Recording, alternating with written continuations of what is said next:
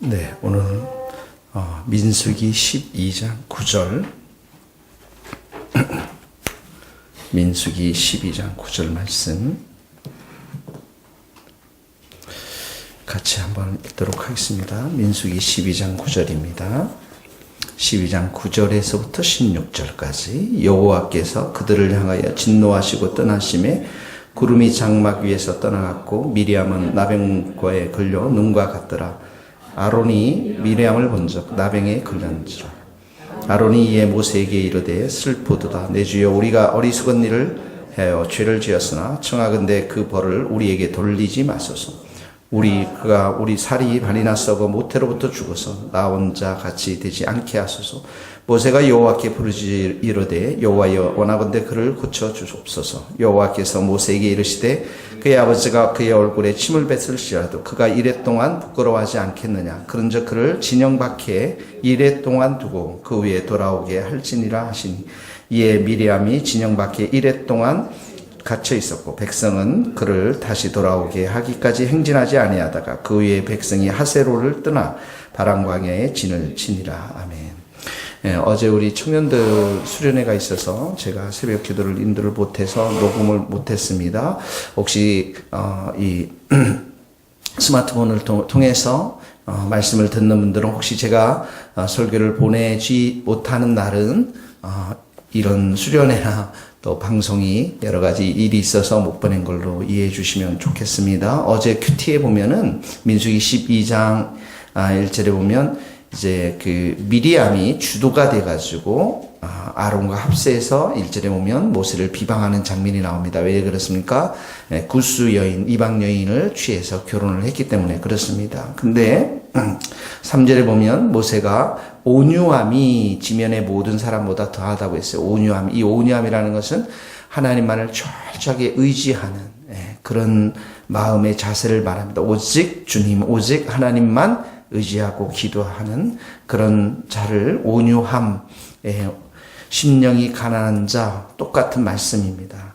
그리고 7절에 보면 모세가 내 온 집에 충성함이니라. 신실하다는 거죠. 맡겨준 일에 작은 일, 큰 일을 충성스럽게 감당하는 자. 8절에 보면 내가 대면하여 명백히 말하고 또 여호와 은밀한 말로 하지 않고 여호와 형상을 복음을 명백히 말하고 여호와의 형상을 보았다. 심령이 가난한 자는 복이 있나니, 심령이 영혼이 마음이 청결한 자는 복이 있나니 그들이 하나님을 볼 것이라고 말씀했습니다. 그만큼 모세가 순전하고 청결한 마음, 정결한 마음을 가진 자라는 거죠. 자, 그래서 오늘 본문의 말씀에 보면 여호와께서 진노하셨습니다. 9절에 진노하셨는데 10절에 보니까 미리암이 나병에 걸려 나병에 걸려 눈과 같더라 이렇게 되었습니다. 하나님의 징계의 결과라는 것이죠. 특히 이 나병은 하나님의 저주와 관련된 무서운 질병으로 인해서 이스라엘 공동체에서 떠나야만 되는 그런 아주 무서운 질병이었습니다. 이 아론이 아니라 미리암에게 이렇게 질병이 온 것은, 나병이 온 것은 미리암이 주도적으로 이 일을 했기 때문에 그렇습니다.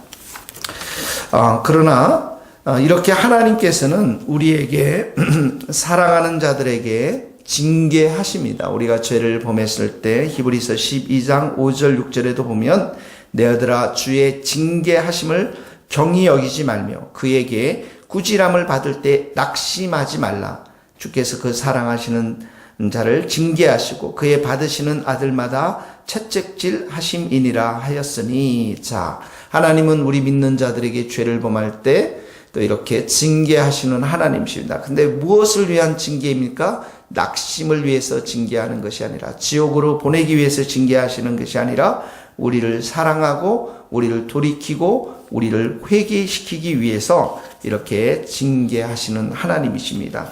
그러지 않고 내버려 둔다면 많은 넌크리스찬들처럼 그리스도의 심판대에 드러나서 우리가 행위로 인해서 심판을 받기 때문에 하나님께서는 이렇게 징계하셔서 주의 백성들이 돌아오기를 원하시는 하나님이신 것이죠. 그러니까 징계의 목적이 있는 것이 아니라 회개케 하고 돌이케 하고 하나님의 은혜와 자비가 얼마나 크신지를 경험토록 하기 위해서 징계를 하시는 거죠. 그래서 14절에 보면 여호와께서 모세에게 이르시되 이러면서 자, 그의 아버지가 그의 얼굴에 침을 뱉을지라도 그의 아버지가 그가 이래 동안 이렇게 수치를 당할지라도 7일 동안 부끄러워하지 않겠느냐. 그런즉 그를 진영 밖에 이래 두고 그 후에 들어오게 할지니라. 진영 밖에 이 공동체 이스라엘 밖으로 내쫓았다가 7일 동안 내쫓았다가 이 공동체로 다시 돌아오게 하는 이 소위 말해서 정결예법을 이제 하도록 징계를 받아서 나병을 걸리게 하고 공동체로 이탈시켜서 7일 후에는 다시 돌아오게 하는 다시 회복시키시는 하나님의 약속의 말씀을 주게 됩니다. 하나님은 긍휼과 자비의 하나님이십니다. 우리가 회개하고 돌이키면 반드시 하나님은 우리에게 죄를 용서하시는 하나님이십니다. 요한일서 1장 9절에 보면 만일 우리가 우리 죄를 자백하면 그는 미쁘시고 의로우사 우리 죄를 사하시며 모든 불의에서 우리를 깨끗하게 하실 것이요. 이렇게 나와 있습니다.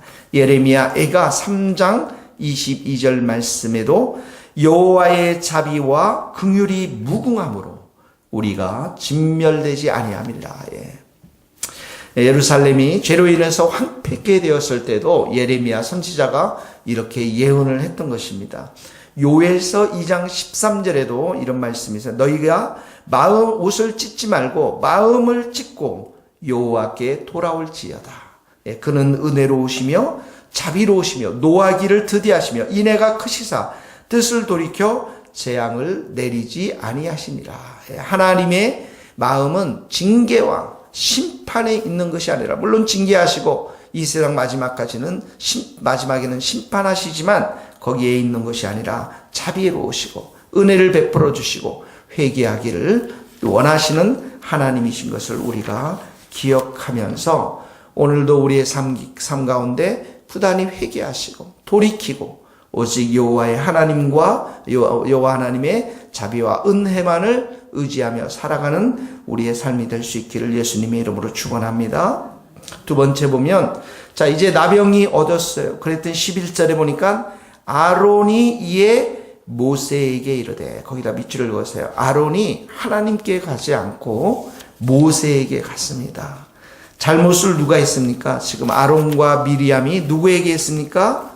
모세에게 잘못했습니다. 물론 그 뒤에는 하나님의 권위에 대해서 이제 반역한 것이 됐지만 먼저 모세에게 찾아갔습니다. 여러분이 잘못한 일이 있고 어려운 일이 있는 사람들, 관계가 불편한 사람들, 잘못한 일이 있는 사람들에게는 그 사람에게 찾아갈 수 있기를 바랍니다. 그러면서 11절에 보니까 슬프도다 내 주여 우리가 어리석은 일을 하여 죄를 지었으나 청하건대 그 벌을 우리에게 돌리지 마소서. 고백하는 거죠. 당사자에게 찾아가서 내 주여 이렇게 고백하면서 정말 내가 잘못했고 영적인 이제 리더십을 인정하는 것들을 보게 되어집니다. 내 주여 이 영적인 리더십 앞에 그들이 반역했는데 이렇게 잘못을 고백하고 용서를 구하는 장면이 11절 12절에 나옵니다. 그랬더니 13절에 보니까 모세가 이번에는 여호와께 부르짖습니다. 같이 읽겠습니다. 13절 시작. 모세가 여호와께 부르짖어 이르되 하나님이여 원하건대 그를 고쳐주소서. 이제 모세가 아론의 요청을 거절하지 않고 이제 미리암을 고쳐달라고 간절하게 하나님께 섭니다. 이게 뭡니까? 중보기도인 것입니다. 중보기도. 자신을 비난한 사람 용서하기도 힘든데 그 자리에 머물지 않고 기도하는 그 자리, 용서하는 그 자리, 그 영혼을 위해서 중보하는 그 자리까지 나아가는 장면이 오늘 이 말씀 속에서 보여주고 있습니다. 그래서 이 모세의 중보기도를 통해서 결국은 하나님은 이 미리암을 용서하고 지혜와 회복의 역사를 이루어주는 것을 보게 되었습니다. 우리는 이 교회에 중보자로 불러주셨습니다. 우리는 제사장으로 불러주셨는데 이 중보의 자리에 가장 잘 서신 분이 바로 예수님이십니다. 디모데전서 2장 5절에 보면 하나님은 한 분이시요 하나님과 사람 사이의 중보자도 한 분이시니 곧 사람이신 그리스도 예수니라. 예수님이 하나님과 우리 사이에 중보자 되십니다. 구약에 보면 사무엘이 이렇게 고백합니다. 사무엘상 12장 13절에도 보면 나는 너희를 위하여 기도하기를 쉬는 죄를 여호와 앞에 결단코 범치 아니하고, 백성들을 위해서 끊임없이 중보 기도했던 것들을 보게 되었습니다. 그 말씀을 따라서 하나님과 사람 사이에 중보자로 오신 분이 바로 이 예수님이십니다. 그 예수님은 로마서 8장 34절에도 보면 하나님 우편에 앉아 계셔서 우리를 위하여 간구하는 자신이라. 지금도 우리를 위해서 중보기도 하시는 분으로 예수님을 말씀하고 있습니다. 히브리서 7장 25절에도 보면 하나님께 나아가는 자들을 온전히 구원하실 뿐만 아니라 그가 항상 살아서 저희를 위하여 간구하신다라고 성경은 기록하고 있습니다. 성령님도 마찬가지입니다. 로마서 8장 26절에 보면 성령이 말할 수 없는 탄식으로 우리를 위하여 친히 간구하시나, 중보기도 하시는 성령님을 우리는 만나볼 수가 있습니다. 이 교회는 어떤 곳입니다. 만민이 기도하는 집이나 만민이 이곳에 와서 기도할 수 있는 곳이고 만민을 위해서 기도하는 집이 바로 이 교회인 것입니다. 그러므로 오늘도 우리가 이 성도들을 위해서 또 이 땅에 주님을 믿지 않는 많은 사람들을 위해서 우리가 기도해야 될 줄로 믿습니다. 특별히 사역자들, 교육자들을 위해서 우리들에게 정말 말씀을 주셔서 입을 벌려서 복음의 비밀을 담대히 선포하도록 기도하셔야 되고, 또 하나님이 가지고 있는 마음, 모든 사람이 구원을 받기를 원하시는 그 마음을 따라서 주님을 특별히 알지 못하는 우리의 형제자매들, 자녀들, 부모님들을 위해서 우리가 기도하는 곳이 바로 이 교회인 줄 믿습니다. 오늘 이 말씀대로 우리가 이 모세가 중보기도자로 섰던 것처럼, 그리고 부르짖을 때 응답해 주셨던 그 하나님, 예수님이 여전히 성령님이 우리를 위해서 중보기도자로 섰던 것처럼 오늘 우리 교회가 제사장으로 서서 주님을 알지 못하는 많은 자들을 위해서, 또 우리의 형제자매들, 이 교회 안의 형제자매들을 위해서 중보기도자로 설 수 있는 우리 모두가 될 수 있기를 예수님의 이름으로 축원합니다. 기도하시겠습니다. 하나님 아버지, 하나님께서 징계를 내리시지만 징계의 목적이 있는 것이 아니라 자비와 은혜를 베풀어 주셔서 우리의 삶이 돌이키고 깨끗하게 되기를 원하시는 그 하나님의 마음을 오늘도 우리가 잘 배울 수 있도록 도와주시고, 우리가 중보기도자로 서서 연약한 우리의 지체들, 주님을 모르는 많은 자들을 위해서 눈물로 기도하는 중보기도자로 설 수 있도록 도와주옵소서. 주님의 새교회를 24시간 365일 기도하는 기도의 집으로 세워주셔서 많은 영혼을 위해서 눈물로 기도하는 하나님의 복된 교회가 될 수 있도록 축복하여 주옵소서. 예수님의 이름으로 기도하오며 지금은 우리 주 예수 그리스도의 은혜와 하나님의 크신 사랑과 성령님의 교통하심이 우리 모든 성도들, 또 선교사님들 삶과 사역 위에 이제로부터 영원토록 함께 하시기를 간절히 축원하옵나이다. 아멘.